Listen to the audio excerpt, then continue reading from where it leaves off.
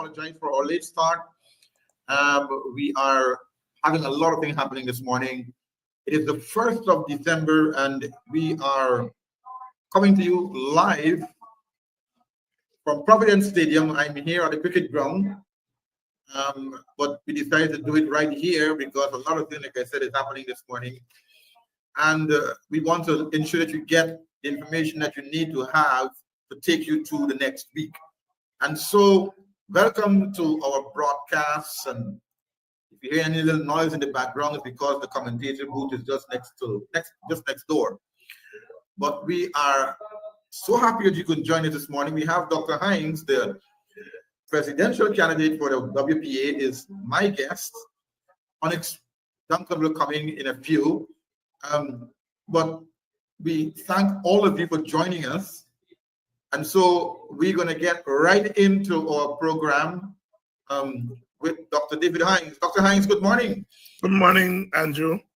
It is kind of deja vu where I usually be behind the scenes doing politics one-on-one, but now I am in front of the cameras interviewing you at this hour. So thank you so much for accepting our invitation to be a part of the program. How are you doing? I'm doing all right. I was just about to say that even long before you start helping me with Politics 101, you used to interview me 10 years ago. News. Safe 2 News. And, yes. Yeah. And all of that. So you're a veteran in the business. Yeah. Yes. Dr. Hinds, let me start off first with my first question. Everybody's talking about the WPA. The PPP is telling us, or telling Guyana, that the WPA has no membership. There's nobody there. It's only a 3-man, 4-man party. And that, there's nothing really going on. But I wanna do something that may jog your memory, and those of you viewing here this morning, about your party, because a lot of folks are forgetting they have forgotten that the WPA has been in existence since 1974. Yes. Right? And that the party has been in election since then. Tell us, Dr. Hinds, how is the WPA today, and who are its new leaders, etc.? Well, look, the WPA is, as you said, has been around since 1974, and we're still here. I am still here. I am very active in Guyanese politics. We continue to be active in the country's politics.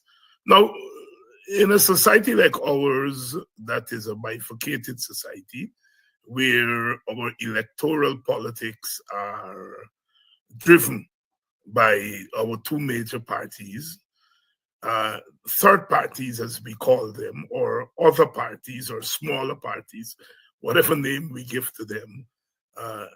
There's always been this thing about whether they exist or don't exist, you see? And one doesn't bother with that. Look, if a party has 1 member, and that party has something to say, it is the democratic right of that party to say it, and it is the right of the people to hear what that party has to say. And so if we measure parties by how many votes they got to the last election, then we are robbing our country of a lot of its intellectual and political resources.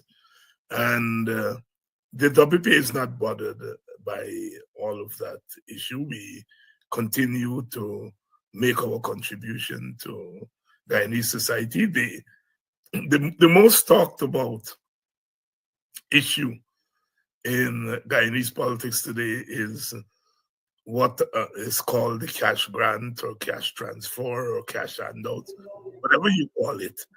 It is the most popular issue. And it was put on the agenda by who? By which party?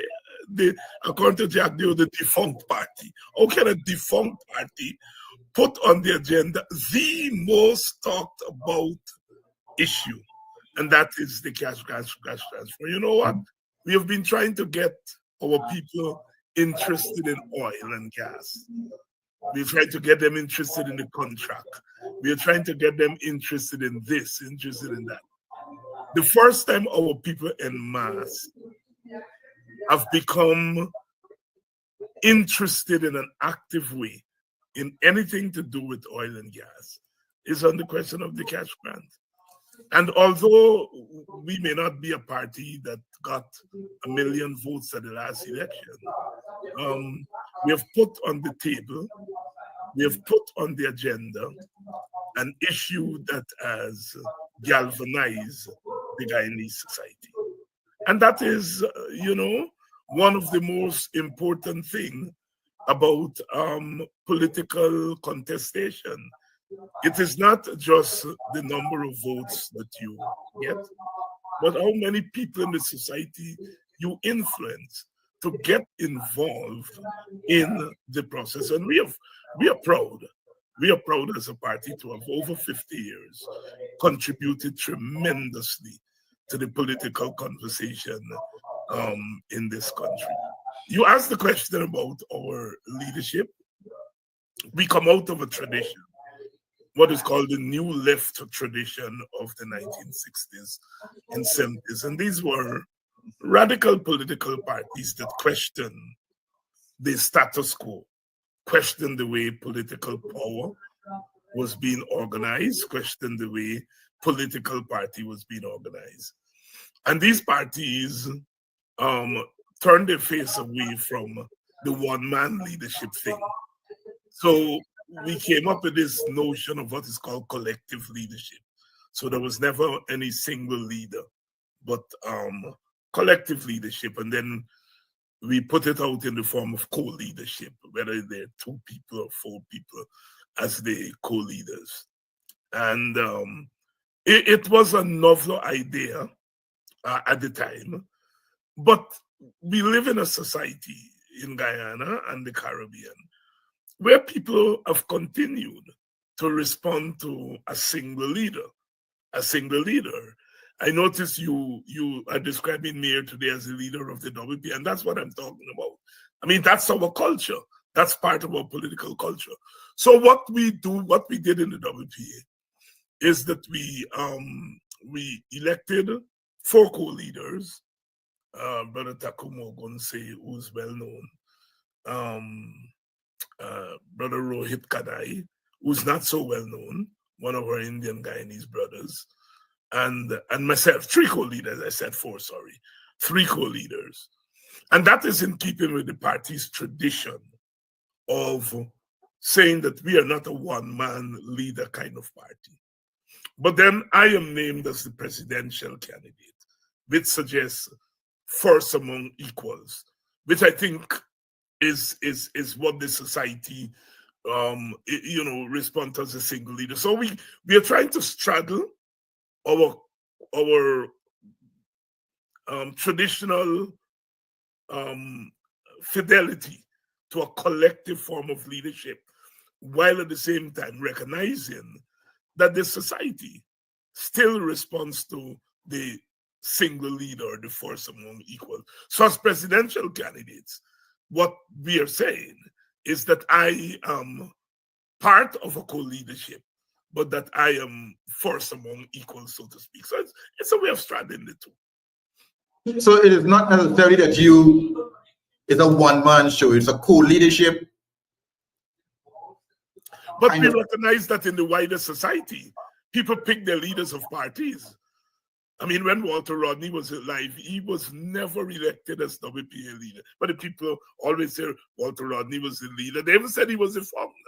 Walter Rodney was not even a co-founder of the WPA. WPA was founded in 1974. Walter Rodney joined when he came back to Guyana. He was not even a co-founder. But people say he's a founder, he's the leader. People talk about the PNC. The PNC, as a collective leadership, so far as I know, there's an executive and so on. But Aubrey Norton is the leader. He's elected as the leader. The AFC, Nigel Hughes. When you talk about the AFC, people talk about Nigel Hughes. And I suppose when people talk about today's WPA, they associate it with my name, so to speak. But I am not a single leader inside of the party. I am part of a co-leadership. But we do recognize that people would, decide who they think is the leader of the party, and that's their right. So you have Professor Clive Thomas, leaders of the party. I'm not sure, Rupert Ryan. Dr. Rupert Ryan is not well these days. He's still available to us when we need him, but he's not well. So he's not active in the day-to-day running of the party. Yes. You have still alive and still kicking, Guyana, still around as well, part of the party. And then you have some young ones like Kidaki Amsterdam and those other leaders, young guys, who the party is now having in the forefront as future leaders, I would want to say, of the WPA. I want to read something that I have found that people may not know about, but it says here in one of my research, it says that WPA was established in 1974 as an alliance of the Working People's Vanguard Party, the African Society for Cultural Relations and Independent Africa. It says the Indian Political Revolutionary Associates and Ratoon, and became a political party in 1979. It did not run in the 1980s elections, but put forward candidates in the 1985 elections. Although it pulled out of the elections on election day, it still received 1.4% of the vote and won a single seat. And in 1992 elections, it increased its share of the vote by 2.0% and retained its seat in the National Assembly. And for the 1997 elections, it formed an alliance with the Ghana Labour Party, named the Alliance for Guyana. Although the alliance share of the vote dropped to 1.2%, it won one seat. And it says here as well, in 2001 election, WPA called aligned with the Ghana Action Party, receiving 2.4% of the votes and 2 seats, and the party did not contest the 2006 election, although one of its members ran as part of the Alliance for Change. And in 2011 election, it was part of the Partnership for National Unity Alliance, which won 26 seats. Prior to the 2015 elections, the APNU formed a joint electoral list with the Alliance for Change, and the combined list won 33 seats, allowing the APNU leader, Dr. David Granger, Mr. David Granger, to become the president. So it shows here that your party has a big stake in this whole electoral system, in this whole political system. And it's not just a fly-by-night party. You have Walter Rodney, the founder of the party, which the people love to jump and talk about. Right? So the party is a big party. It has a big stake in the whole gamut of political the arena in the country. What do you say about that? Yes, you can't write the political history of Guyana without taking into consideration the WPA. We played a big role in terms of mobilizing the society, putting ideas on the table, and so forth. So we are not as insignificant as people would want us to believe. And if you're a PPP, you want WPA not to be significant, because there are things that WPA can say, and the things that we do say that some other parties may not be able to say. The PPP loves to talk about who rig elections. They are part of the rigging. They don't talk about that, but they can't point the finger in WPA face and say we ever rig anybody election. So, in other words, you could say that the WPA is a force to be reckoned with. You also, based on my research as well, according to the Moraro Wave report of August 10, 2024, it says that, and I quote, WPA names presidential candidate which plans to reintroduce itself to Guyanese. It says that WPA feels that Dr. Hinds brings to the new roles a wealth of political experience and knowledge of Guyanese politics and society, and that the party said, and that although its daily program, Politics 101, the WPA believes that Dr. Hinds, has developed a political following which can help increase electoral support. It says here as well that for Dr. Hinds, one of my questions I have for you though is, although that report says that it can increase electoral votes, my question to you is, are you absolutely sure that because of you having your big followings on Politics 101, that indeed can turn into votes, the big following you have online to turn into big numbers for the 2025 elections? Do you think so? No, I wouldn't put it that way. I think my program is a vehicle for engaging in political discussion and influencing people to either join the party or to support the party if it were to run in an election by itself or as part of a coalition. But your following on social media does not automatically translate into votes. You have to fight for votes. And the votes available to a third party or third parties in Guyana are not big, are not many. I would say about 75 to 80% of our voting population will vote either PNC or PPP. I think about 25%, maybe less, maybe a little bit more, but I would say 25, 20, 15% of the electorate is open to a party other than the PNC or the PPP. And so it is that share of the vote that a party like our party is going to be able to attract. Look, there are people who are dissatisfied with the big parties. And this has always been so. Always been so. We've always had a small group of voters, a percentage of the votes that has been dissatisfied with the big parties. But people have to be rational. Because we have a winner-take-all system, you want to be sure that you maximize your vote, because only one party could win in a winner-take-all system.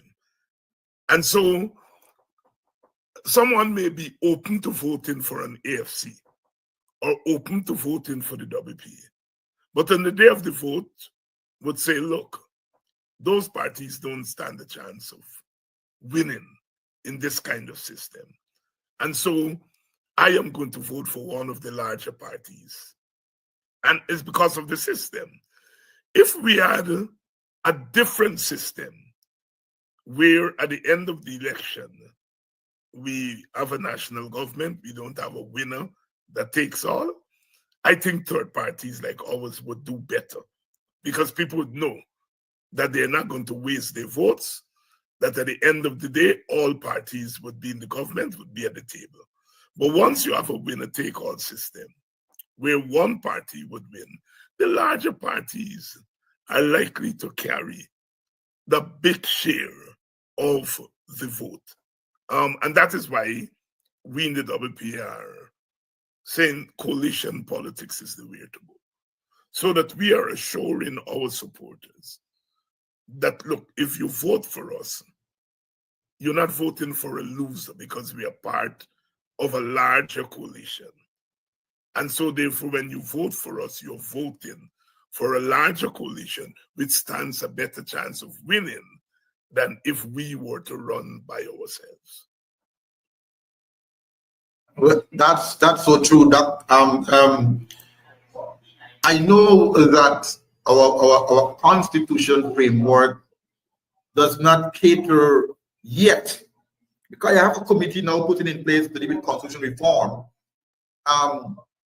Would you subscribe to a Switzerland model of government, where everybody sits at the table and decide who becomes the leader of the country? Do you subscribe to something like that, a Switzerland model? Because I hear Dr. Henry talks about this a lot of times in his presentation. Elaborate on that a little bit more for us as how Guyana could form that federation of government. I'm a big supporter of the Swiss model. Switzerland is made up of different ethnic groups like Guyana. And what happens is that at the end of the election, each ethnic group is represented in what is called the presidency. So they have a 4-person presidency. And each president or co-president has a veto power. So if 3 of them agree on something and 1 doesn't agree, it doesn't go through. So it forces them to come to consensus. And then they divide the presidency in 4.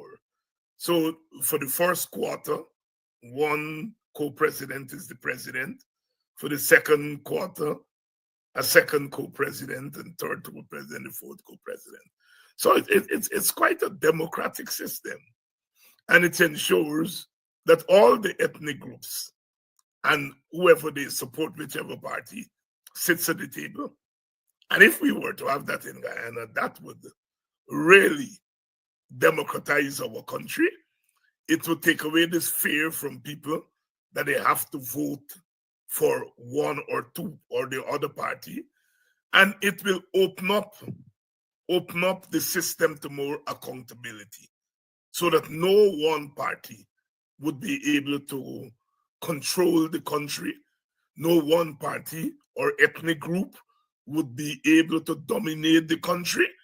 And we will have a consensus form of governance where we all agree on things before we put them through. So something like this cash transfer.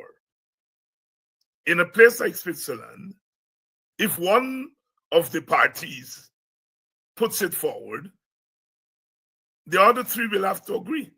And if 3 of them agree and 1 says, no, they can't go through.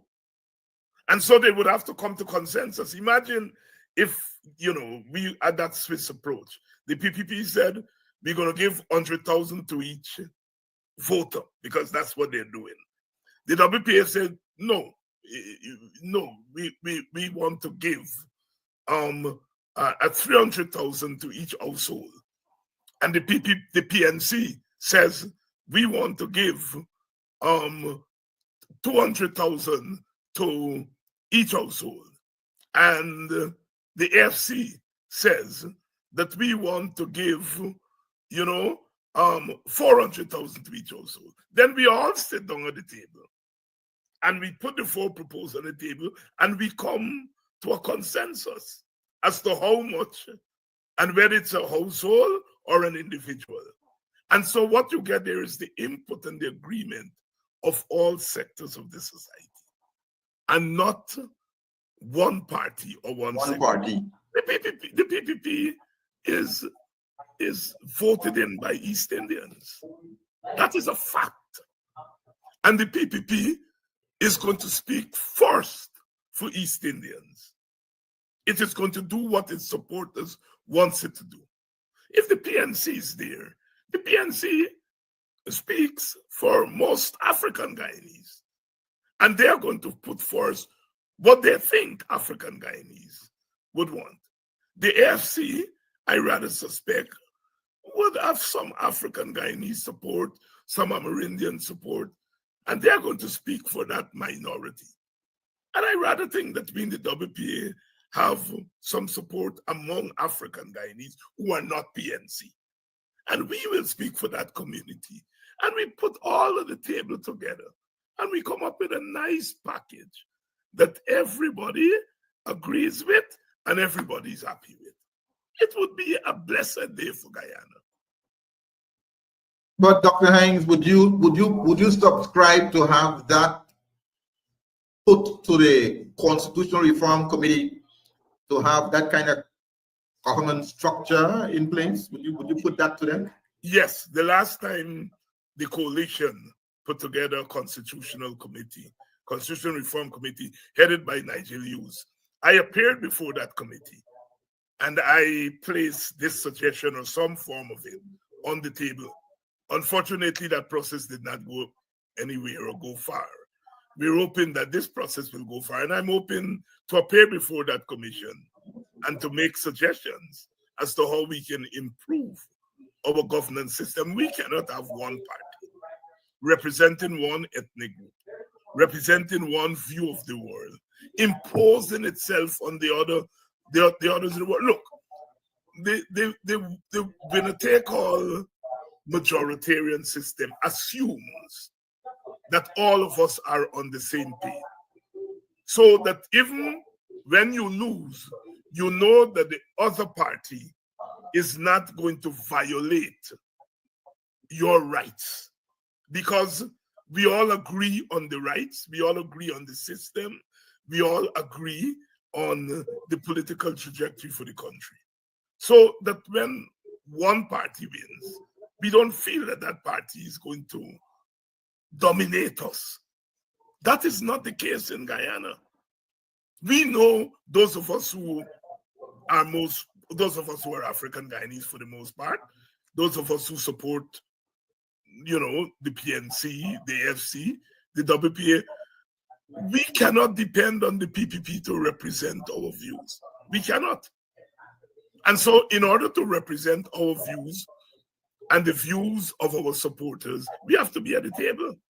Because as we have noticed, the PPP violates the views of our supporters, violates their rights.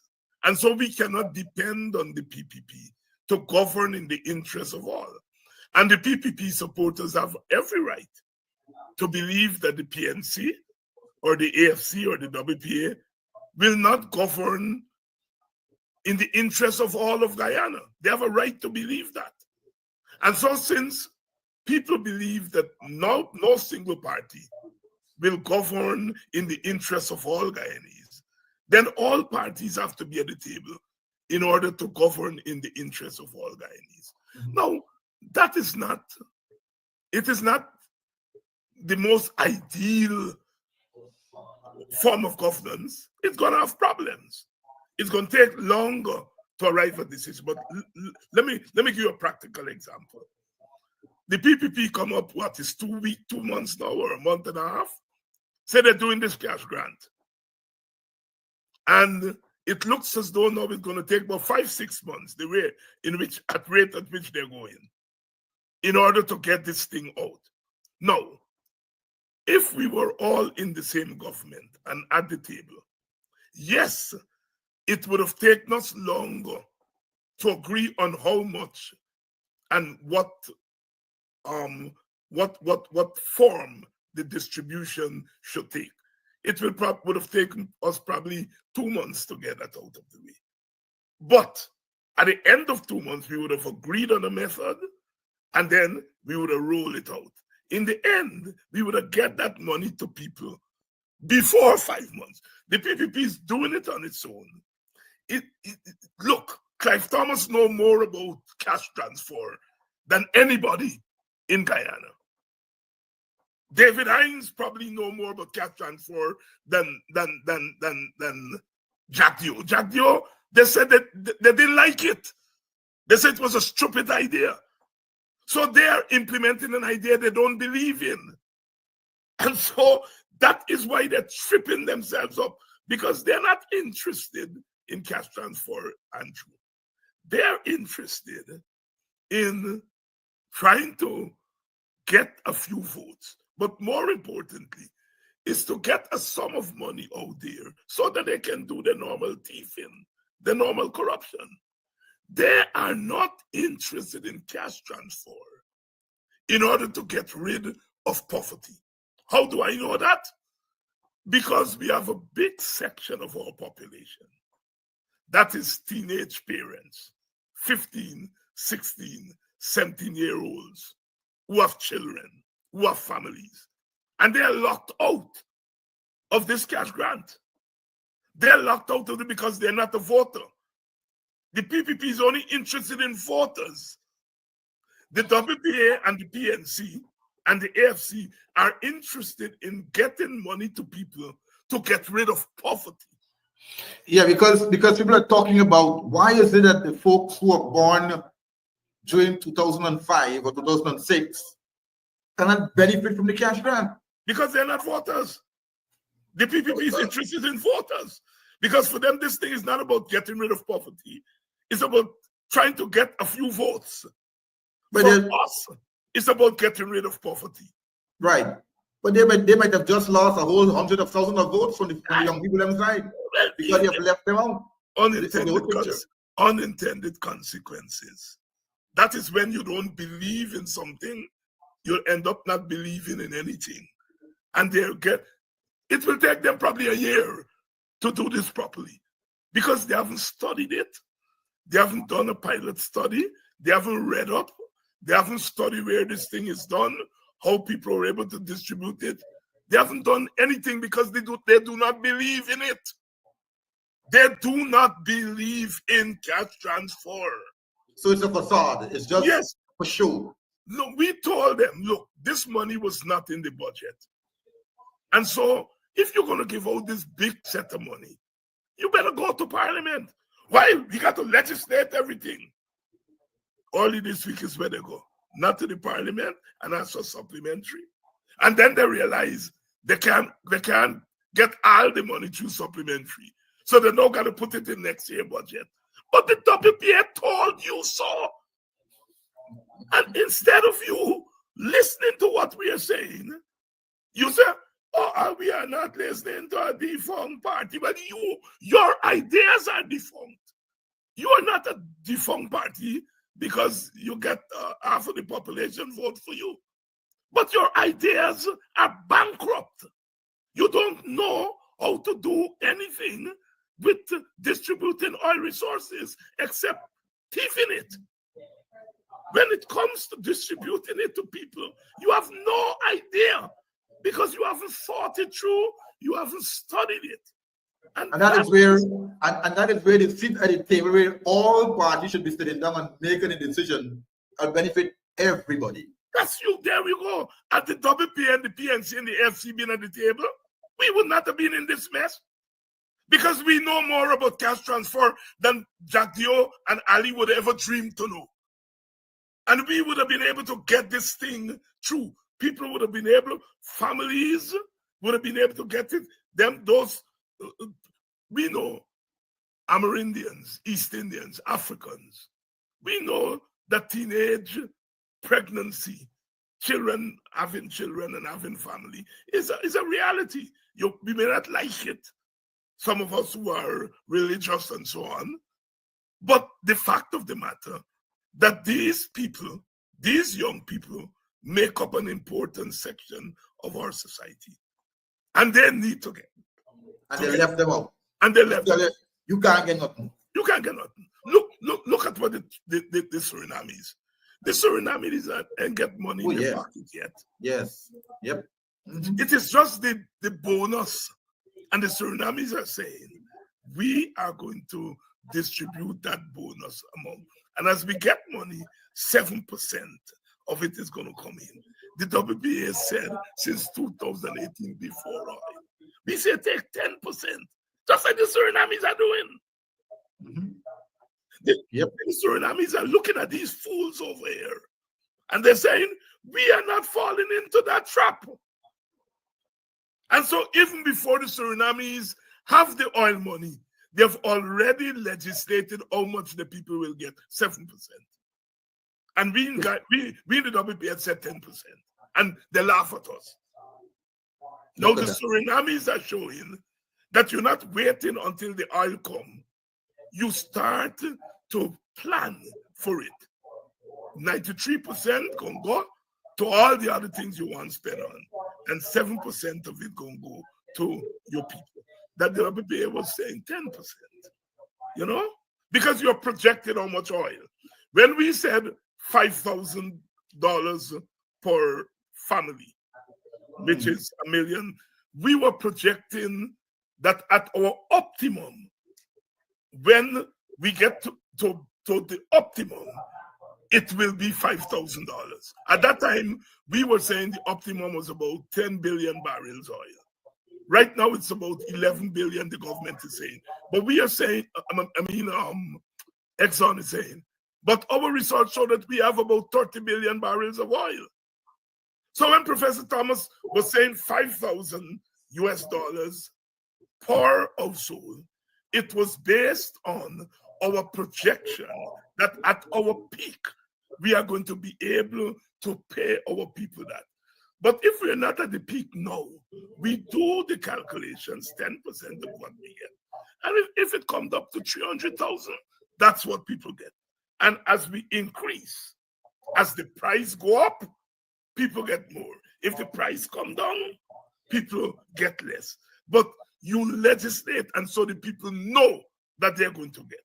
And that's what the Surinamese are putting in place. All right, well, Onyx Duncan has joined us this morning. Welcome back, Onyx. I know you're busy at another forum, another program, but thank you for joining us. We were talking about the cash grant just now, and Dr. Hinds laid out a whole set of ideas and opinions on legislation. Going all the way back to Suriname, what they're doing with their cash grant and their oil.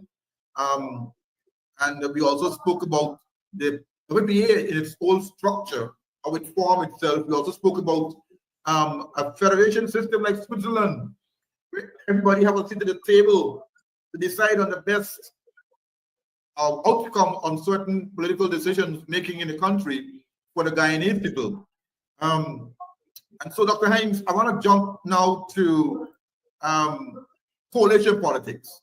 Now, do you feel that a coalition is the only tool that can be used to beat the PPPC in 2025? That's one. And what is needed to be done now, since the APNU is in limbo right now? There's no meeting. We saw a leadership challenge between Aubrey Norton and Vincent Henry. AFC left. Justice for the All Party left as well. And now I am not sure if the WPA is still a member of the APNU fraction. Give us your view. What's going on there? WPA left the APNU since in 2020. We are not a member of APNU. Look, APNU was PNC and WPA. The other parties were there, but they were marginal to the process. Once the WPA left APNU, there was no APNU left. So it was only a matter of time before APNU faded away. I noticed the Guyana Action Party is now in talks with the AFC. So that's a new dynamic there, right? For all intents and purposes, APNU is dead.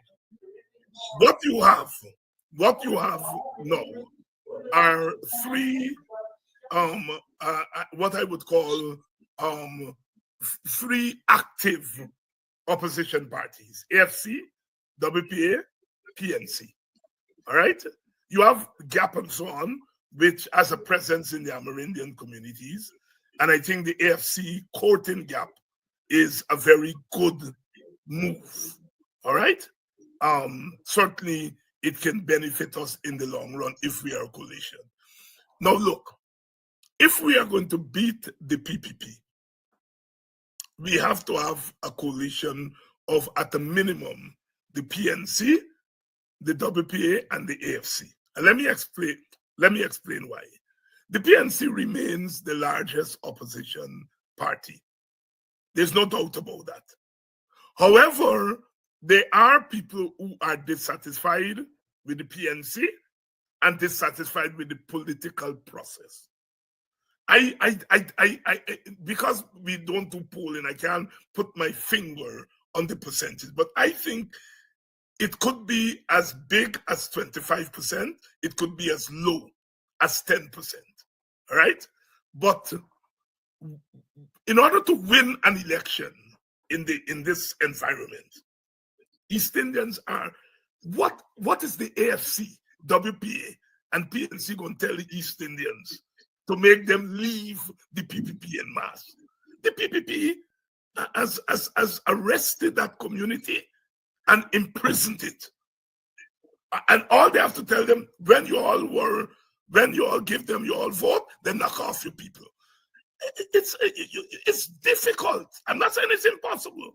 It is difficult to convince a critical mass of Indian Guyanese to naturally vote. In 2015 and 2011, the Indian Guyanese who voted for the coalition, they're really Nagamutu voters, and to some extent Ramjatan, but more Nagamutu.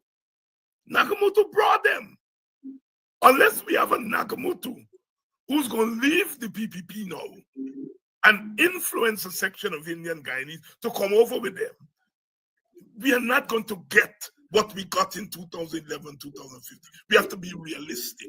We may get a seat, maybe two, I don't know.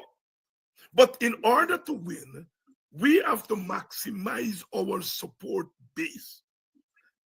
Get as much as we can from Amerindians. I think we got 40% of the Amerindian vote in the last two elections. If we can hold on to that, that will be good for us. We may get a seat or so from East Indians, that will be good for us. Here is the story. The turnout among Indian Guyanese has been 85% and upwards at recent elections. The turnout among African Guyanese has been around 77, 78% upwards. So we have about 20% of our support base that don't vote. That 20%, according to my calculation, represents about 5 to 6 seats. About 5 seats worth of our support base stay away from elections, either because they vex with the PNC or they vex with Alawi, and they decide to angry and battering. We won an election by 1 seat. We lost an election by 1 seat. We got 5 seats of our people, worth of our people, who are out there. And we going after 1 seat from the other side and turning our backs on 5 seats in our base. And so I am saying, I have been talking to especially young Guyanese. If they were to see Nigel Hughes, Aubrey Norton, and I throw myself in there, David Hinds, together, we are going to be able, I think, to inspire some of those people who are not interested in the system, who see no hope in the system. I think we could be able to inspire at least half of them to come into the system. If we can inspire half of them, that's an extra 3 seats that we were throwing away all the time. And so therefore, I think in a practical sense, coalition makes sense. But here's the story. The last experience of coalition has not been good for small parties. The AFC had their problems with the coalition. The WP had their problems with the coalition. Largely because the leaders of the coalition at that time felt that the coalition was the big party alone. So although the AFC had seats in government, in parliament, the WP had one minister, 1 parliamentary seat. In effect, the big decision making was taken as if it was the big party alone. Yes. And so therefore, what the WP and the FC have to do is to try to, when we go to the table, take a critical mass of public opinion with us at the table and to say, look, we represent, there may not be votes, we may not be able to point to votes, but we may be able to point to a set of public opinion and say, look, this time around, we are not going against the arithmetic that says the big party has to get the most of spoils, the most minister, the most. But when it comes to decision making, the decision making has to be democratically done. So although we may not potentially have 150,000 voters that we bring. When we are about to make decisions, we do so. And I think that if we're able, if the PNC leadership, the present PNC leadership, is able to come to grips with that, then I think we will be able to get an effective coalition, and we'll be able to mobilize more of our support base, and we may be able to mobilize a little bit more of people who are not in our natural base, right? So that's a big party. Yeah. Commitment to democratic decision making. Like the Switzerland model. Onyx, you have a question? I wanted to tailgate on that. I understand, Dr. Hinds, that your strategy for the upcoming 2025 elections, in regards to the current government that we have in power, is to mobilize the masses. You think that is something that is going to be effective, given how this current administration has been going around the past 2 years with buying crowd and renting crowd? It's going to be more difficult than normal, because you now have to convince people that, look, you are going to be able to do better than these people. They will tell you, exactly. These people may be scams, but they're giving we a little bread to eat. You hear that from people all the time, right? When you're not in government, you can't give your supporters anything. What you have to promise them, you're not going to their mouth. What the PPP doing is giving them bread to put in their mouth. What we have to do is to give them bread to put in both their mouth and their mind. We have to go for people's minds. The PPP going for their mouth. We have to go for their minds, their brains. So we have to convince them that the mouth could be muzzled by the food it eats. That little piece of bread, and that's Martin Carter, the mouth is muzzled by the food it eats. Those are not my words, right? So I don't want to be accused of plagiarism. But look, we have to convince these people that what the PPP is doing is playing with your mouth.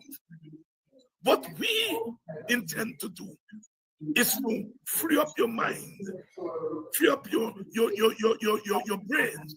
That is, think of you not just as a voter, but as a critical thinking. Yes. Dr. Hinds, I want to follow up. There's so many talks going around for the past couple of months in regards to AFC apologizing, the opposition apologizing, in regards to 2020 elections. But we have not asked or called for Anil to apologize for that incident that happened in Monrepo.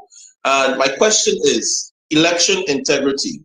What measures do you believe needs to be implemented to ensure free and fair election in 2025, especially in the light of those allegations of electoral misconduct that, that we could have ventured out and say that this didn't happen because we saw Anil and Amna speaking to Anil and Basu was there.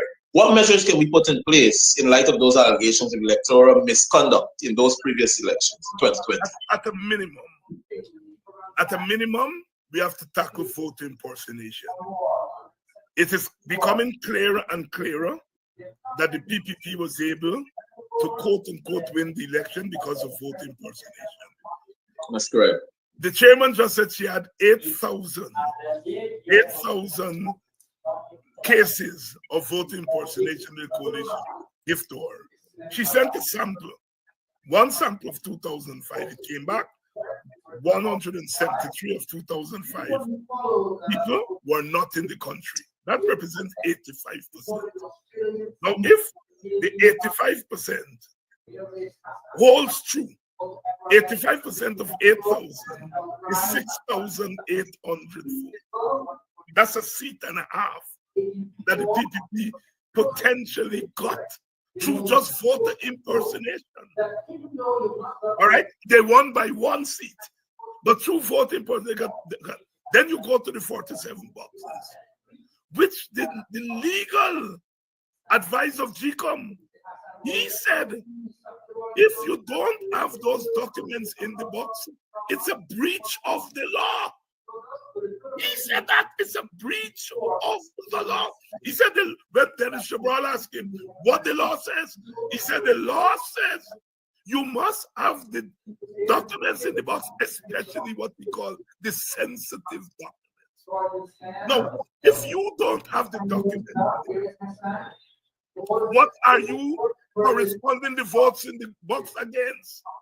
If you have 5,000 votes in the box and you got 4,000 for the PPP, 1,000 for the coalition, without the documents, how are you going to know that that is true?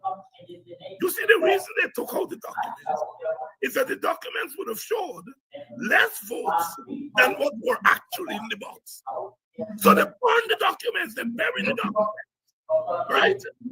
And in any country, those votes would have been cancelled because you cannot verify those votes. You cannot verify them. So as it counts all. Yes. So as it counts all.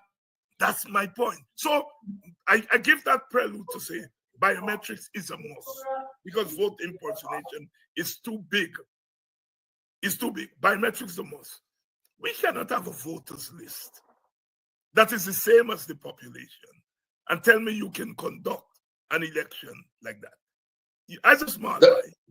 Dr. Hinds, of recent, the vice president would have given a feature address at Nations University and said that biometrics is illegal based on our constitution.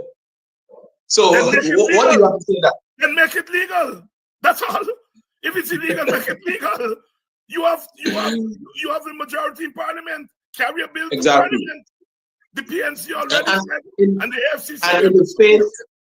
And in the face of making everything making Guyana a digital country, and you don't want to put biometrics in place, and he's saying that it's illegal based on the constitution. That's it.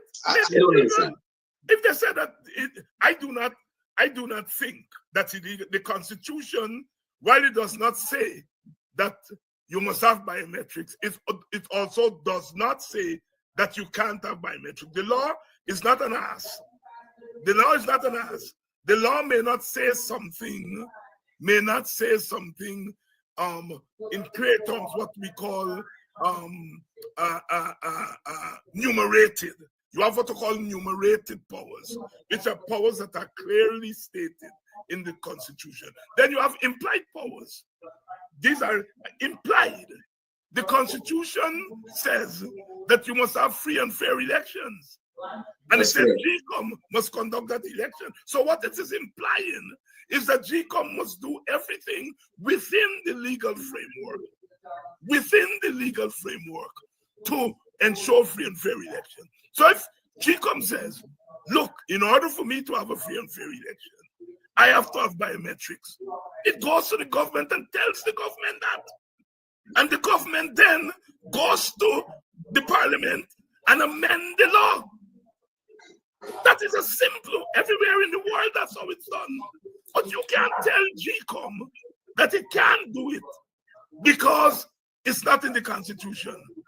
Then you are telling GCOM, conduct an illegal an unfair election, a fraudulent election. And a fraudulent election is against the spirit and the letter of the Constitution.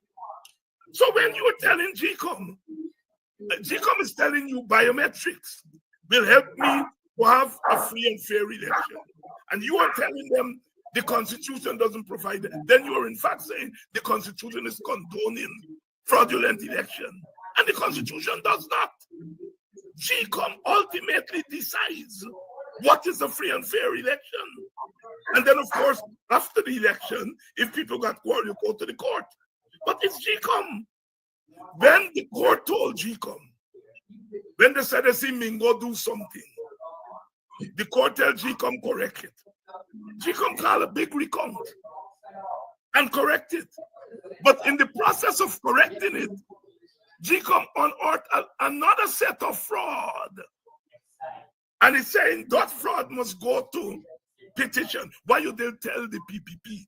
When they come and tell you they see Mingo doing something, why you didn't tell them to go to a petition? No, You correct their complaints. But when you get a whole ton of complaints from the other side, you're telling them petition. It's double standard and it's cover up of fraud that took place there. Dr. Hinds, I want to jump to stay on that same topic of GCOM because there's something happening here. Preparation for 2025 elections. You had Dr. Henry on your last show, and you were talking about the constitutional framework that surrounds GCOM and its elections, etc. But one, do you think GCOM in its current commissioner makeup are still needed today, or are they, or should there be some changes? Because according to my research, we had this battle since 1991 with Commissioner Sir Harold Bowers when you had Rudy Collins when they were just 3 commissioners, and today you have 6 commissioners and a chairman who sits as the tiebreaker between the 6 commissioners, who's in the pocket of the PPP and always voting on critical issues with the government commissioner. Do you think there is a need for a new makeup of GCOM to get free and fair elections in Guyana? And how should the new makeup of GCOM be? Let's be practical here. Let's be practical. We do not live in a society in which we have confidence in each other. PPP don't have confidence in the PNC, PNC don't have confidence in the PPP. And so both parties are going to want to be at the table to oversee the elections. I think we have to accept that fact. We can always talk about finding neutral people. Well, Claudette Singh was supposed to be neutral. And look what we end up with. Imagine if you say 7 commissioners and you don't want the PNC and the PPP at the table. Let me get 7 neutral people. You might end up with 7 PPP people or 7 PNC people. So it's okay for the 2 sides to be at the table. I think for the system to work, it is the chair that has to be independent. And the Steve Storage-Bally model was this. Storage-Bally never voted. He voted once in his whole, I think, almost 10 years in the commission. When it came time to vote, Storage-Bally would pull the 2 sides and let them come to a consensus. He did not use his casting vote. So he was a neutral chair. And that made the commission work. It made the formula that we now have work. The only time he voted was when the PPP wanted him to open the boxes. In 2015, just as Claudette did, she opened the box. The PPP wanted Storage-Bally to open it in 2015. He voted and said, no, I am not doing it. That's the only time he voted. Other than that, he's tried for consent. So the system worked to a large degree under Storage-Bally because he was a neutral chair. How do we know he was neutral? I mean, coalition or PPP. That's his business. But in terms of his conduct of GCOM, he didn't use his vote for one side or the other. So I like the Storage-Bally method. That is, the chair should not use a casting vote. I would support that model to take away the casting vote from the chair. But it might be a gridlock if both sides come. Gridlock is better than thieving.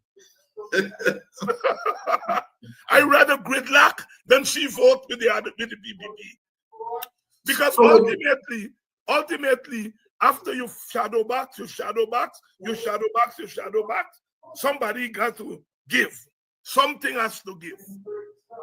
So look, the country's not going to fall up if it take 3 months to arrive at a decision rather than 3 days.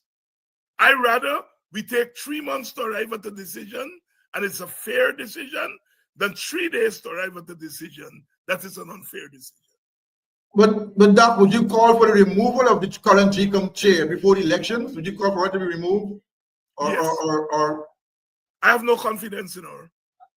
After what she did in 2020, because I think what she did in 2020 was she participated in a cover-up of the election. You have 8,000 potential voter impersonation. You hide that from the observers. You didn't include that in your decision making. And even after the election finished, you didn't do an investigation to find out whether this 8,000 is true or not, and what you could do to ensure that it doesn't happen again. You declared an election knowing fully well that there was potential fraud. If one out of that 8,000, if one person out of that 8,000 was not in the country at the time of voting, it was a breach of the law. If half of that 8,000 was not, it would change the outcome of the election. That is how serious it is. The government won, the PPP won by 1 seat. So if half, 4,000 of those voters were not in the country, it would have changed the outcome of the country. You sit there, you know that potentially that could happen, and you declare an election. Oh no. If you said, based on the raw count, this is what is here. But the recount change everything. A valid vote is a vote that is not spoiled. In a normal election, you vote and it's not spoiled. Once you go to the recount, the definition of a valid vote changes. A valid vote now becomes whether the vote was legally put in the box or not. That's why you open the box. You open the box to see whether the votes in there were legal or not. And you find out that some of them were not legal. So a valid vote is no longer an unspoiled vote. It is whether the vote in the box was done according to the rules and the laws. And the recount show that some of them were not. Dr. Hinds, I have no confidence in her. I wanna just separate or go off track a little. With this current government and their foreign policy, how do you think, or how do you see the current government's foreign policy affecting its credibility and chances in the coming elections, especially with regards to the relationship that we have with US, China, and regional partners? Foreign policy don't decide Guyanese elections. But with this government, with this government, we know truly. The foreign policy becomes important, not for the voter consumption. The foreign policy becomes important for the behavior of external forces. Now, external forces have always played a role in our elections. From 1957 to the present, let's not fool ourselves. They either directly or indirectly influence the outcome of our elections. And so your foreign policy is really catered to them rather than to our people, because we don't vote on foreign. It doesn't influence our vote internally. Now, if the PPP decide that they're going to play ball with the Chinese and offend the Americans, then that could have implications for our country. If they decide that they're going to go with the American way and not play ball with the Chinese and the Russians, it will have implications for us. So the foreign policy of a government or a party in Guyana will have implications for the external forces and how they behave towards us. Dr. Hinds, we're out of time, but I have one last question for you. But you just alluded to the meeting between GATT and the AFC, but should Nigel Hughes call you to a meeting on that same point, bilateral talks, would you go? As leader of the AWPA, would you attend that? Yes. On it? Or you would be calling Nigel? Which one? I don't know. And if Norton calls me, I'll be attending the meeting too. I'm a coalition man. I don't have that problem. You see, I don't want to be the presidential candidate for a coalition. So I am free. Right? But if Nigel Hughes calls me to talk about a grouping of quote-unquote third parties, I will attend that meeting. If Aubrey Norton calls me to talk about a larger coalition of smaller parties and the PNC, I will attend that meeting. The more, the merrier. But going forward, so you were up to coalition politics. You're definitely in if, okay. All right, that's my last question. Honestly, any more questions before we go? I had one more question. Where is it? All right, post-elections, post-election scenarios, no matter the outcome, what do you think are the most critical issues that the next government will need to address immediately after 2025 elections? And we've been saying this after every elections. How to bring our country together. No government, whether it's a coalition government or the PPP government, is going to be able to move this country 1 inch without bringing the country together. We have to find a governance model to bring the country together. We have shown on the opposition side that as big and bad as the PPP is, as ruthless as they are, we have shown that we can manage them. All right? And we must not believe that if we were to get into office, they're not going to be able to manage us. All right? We have to be practical about politics.